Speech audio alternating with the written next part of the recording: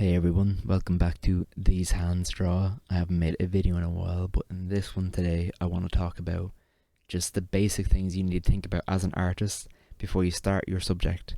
Before, even if you're in from photo reference, if you're at a landscape, you're at a life drawing class, doing a still life, whatever, there's just some basic things you need to start breaking down the world, to break down the world with your eyes. And to start that off, you guys may have heard quite a lot of these, definitely the first one, but let's try break it down visually for you. So to start off, we have gesture, which we've all done in life drawing class. If you have had any teacher at any point, if you went to a life drawing class, whatever, someone's talked about gesture, you've seen someone start with gesture, right? And it's this kind of simple, but obviously complex thing where you think about the movement and the direction of your form.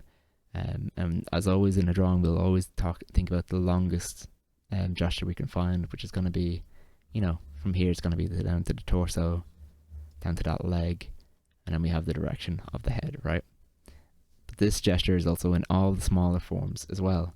We have it coming down from that shoulder, down to that arm, or down to the hand, that's what I'm trying to say, the hand, and similarly to the other hand as well. And even though we can't see the shoulder, we still need to think about the gesture of that shoulder, the gesture of this shoulder to that shoulder there. That will help us think about direction and perspective, and obviously down to this leg too. And the thing about gesture is when you start your drawing, I won't talk about too much about drawing because this is more just something you need to think about, but you don't need to be accurate about your gesture. You just throw it down and you can fix and find things from there and build around that gesture. It's usually you draw it light, but within gesture you need to think about perspective. So if we take this shoulder and arm for an example, this gesture going down this way, this shoulder is further away from us in space than this hand is. It's actually heading towards us, right?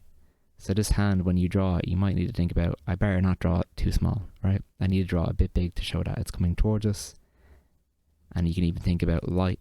Oh, I'll go into light later, but maybe we can use color temperature of light to highlight this a bit more to show that it's coming a bit further than we think.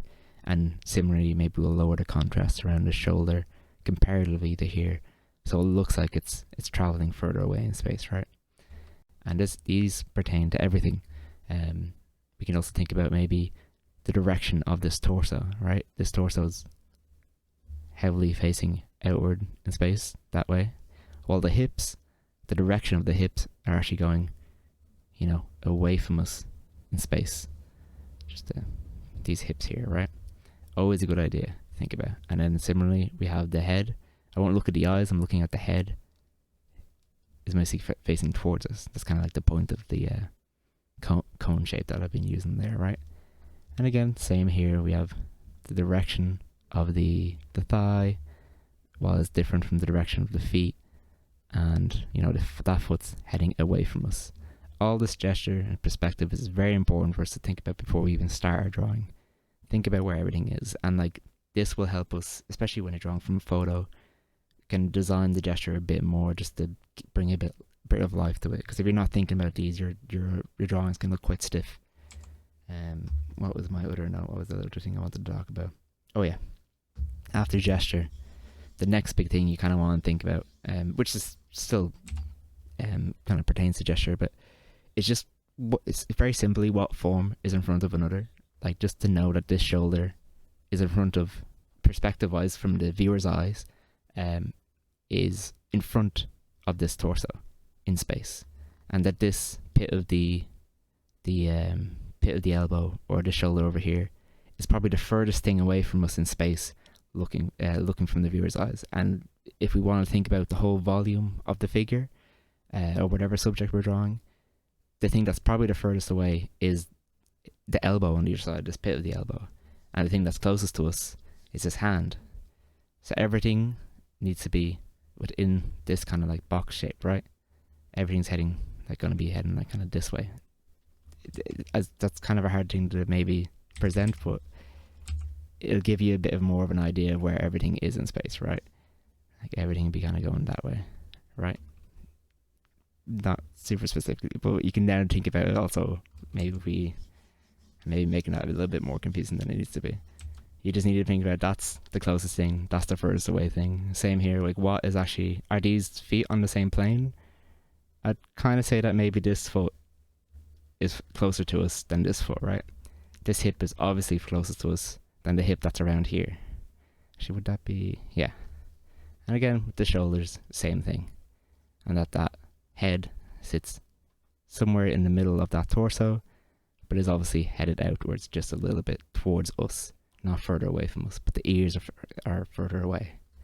All things you just need to think about in your drawing, and that can help us, pertain to the gesture of everything else. It all links into each other. It just all helps us out, right?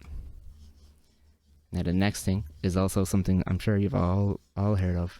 It's values, which is your light and darks, and your separation of that. We need to think about on this form, or if it's a landscape, just where's my darkest dark, where's the separation between light and dark, what shapes is that giving us? Like on this, I'd probably break it down, like this. Like this side is my dark, this side's my light, right? And then before I even start to paint and draw, I need to think about what is my darkest dark and what is my lightest light. For me, the darkest dark would be here and here. And so when I'm in my painting and my drawing, I always need to think about, once I put these down, that everything else in my shadow shapes will need to be lighter than what I put down here. So when if I make a mistake or I'm lost later, I know I can always look back on that and be like, hey, is this as dark as is this too dark compared to this, or just as dark as this, or is that light enough and whatnot? It's my anchor points for my darks. Same here, my lights, I'd probably put that here. Actually, let me just write that for a second, just so it's not confusing. My lights would probably be here and here, right? That means this is my highlight, this is my lightest light, so every other light is then going to go heading away from that light, so that means it has to be a little bit darker than this light, right? And knowing that means I can design, right? Even though in this photo it kind of looks like, these are all kind of the same light in this photo, right? We got 4 points that are all kind of the same light, but that's maybe a bit boring when it comes to actually drawing, and maybe not super true in real life as well, right? Slightly. But if I understand light and dark enough, I can just make the decision to make maybe this area my lightest light. I could even darken this, right? But if I make this my lightest light in my head, that means everything that's moving away from that, every bit of light point must be darker, because everything's heading away from that form. I can design that light, I can change it around, and that will make a sort of viewer look at that probably the most, because it's going to be surrounded by dark, and it's the lightest light, so it's just, it's just shining the brightest. I know contrast is going to be also the biggest thing that your viewer looks at, but this will help us describe form, even as we move in slowly in this form. So let me erase that again. If I make this the lightest light, if I zoom in and I head, this way down the form, all the way this way, there's like multiple, let me see, that's darker. Let me see, if I put that over there, you can see how darker that is compared to that light.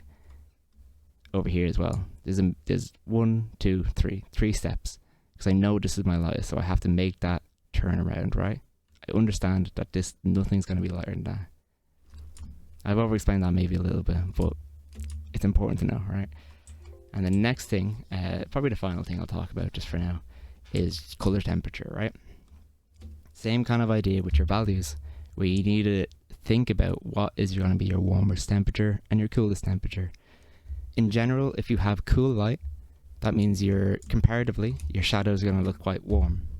And then vice versa, if you have warm light, comparatively, your shadows are going to look quite cool. Now in my head, I just need to think about, this is going to be my coolest tone, maybe over here, or here, or whatever it is. These are going to be my warmest tones. So that means everything in the shadows need to be just a little cooler than these tones I picked as my warmest ones, and everything in the lights need to be a bit warmer than the coolest tone I picked, right? And that doesn't need to be like, it's not, doesn't mean that it needs to be like the coolest tone needs to be a blue, right? You could paint this whole thing blue, and you can still have your warmest blue be in a certain section. And it doesn't mean also that you need to pick specifically off your photo reference or whatever you're working from. you can now design with that. Like if I want to put some more importance on the hands, maybe I'll make the shadows of the hands a bit warmer. Or like, you know, this area is quite warm in the photograph, but I don't particularly want to put, like, it's not a lot of interesting like form, or there's not a lot, like, you know, hands, they grasp things and they have direction. So maybe I won't make it super warm comparatively to everything else around it. It's all about like contrast, like the same thing with your values. It's just something you need to think about. Don't think about hues as much. Don't think about, is it blue or yellow or whatever. You can think about that, but temperature is probably going to be the king there. You need to put good temperature on top of great values, right? Values are probably going to be the biggest importance here. And before I leave you with anything, I'll actually just head on to just describing the same kind of ideas with the face, just with gesture wise. A lot of people don't really think that, like, you know, the face has a lot of gesture to it, but it's the same with landscapes. They all do, right? We'll be thinking about this line going all the way down the face this way to describe what's going on. And that means going to be this point here is going to be our point that is the closest to the viewer. So everything from that is going to be heading downwards direction, and everything is going to go away from us and then further upwards direction. Same with the brow, it's going to be heading backwards. Everything from that turn there, that little corner there, right? Everything's going to be heading backwards into space. And these are all on the smallest forms as well. You'll see it everywhere. You know, you'll wrap around every single part of the smaller forms as well. Don't forget about the big forms. That's going to be your king.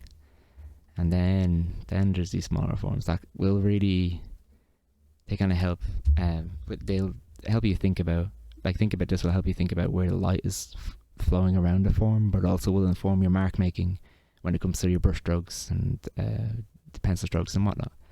And you can be quite decisive with this. Like, maybe I will just do, you know, the bigger forms of everything. But I could say, if I want to describe that cheek more, should I do, you know, the length of that cheek, or should I wrap around the cheek like this and then wrap around the jawbone like this in my mark making that I'm doing, you know? All these little things are very, very important. This is, if you want to be good at art, if you want to be a master, you master the basics. You know, that's what they're there for. There's no secret trick or, you know, quick tips and whatever. You can't just go to maybe one workshop and, you know, get everything done, or one video. There's a lot to learn, but the great thing is that it stays consistent. And there's no, like, you know, there's no style that's amazing or certain way to paint or whatever that really is the best. It's just, if you're someone who paints in a nice style, or a style you really like, is they're still using this as a framework. We look at the masters so much because they've, like, the old masters so much because they've mastered this, but the people who are, I suppose is the word, contemporary painters, painters nowadays still use the exact same methods. They still use the same basic understanding. They just design it all differently than we did back in the day. And we're not like, we just have a bit more available to pigments and surface, and we're a bit more multimedia, but the idea of visual art stays the same. This is what we kind of work off of criteria to see if something is good or not in visual art. And kind of, I think if you kind of keep to this idea of you know, it's all there, it doesn't change, I think it makes it also more available to people, right? It takes the this whole idea of like, oh, you're talented, or you know, just born to draw or whatever, is a bit counterproductive, because I think it puts mystery into art, where I don't think there is a lot of mystery. It's more just, it's work, and then using this basic understanding of the foundations to then express yourself.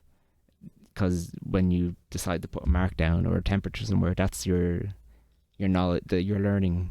That's you using your learning to make a decision, and your decision making is what makes your style. You don't have to try and make a style. Someone will just look at your work and be like, I know you painted that, just because they will just see it, and you know, you don't have to try. They'll be like, oh, I can tell, because you can't replicate someone else is learning. You know what I mean? That's always going to be individual, depending on how much time it takes, where you got it from, your experience in life.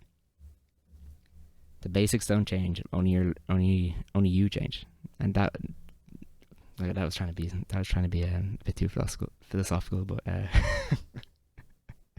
basically, the more you learn, the more you love it. Okay, and you don't have to try too hard. You just have to keep going at it. So if you guys have any questions, just leave them in the comments, and I'll be sure to help. I hope you guys enjoyed the video.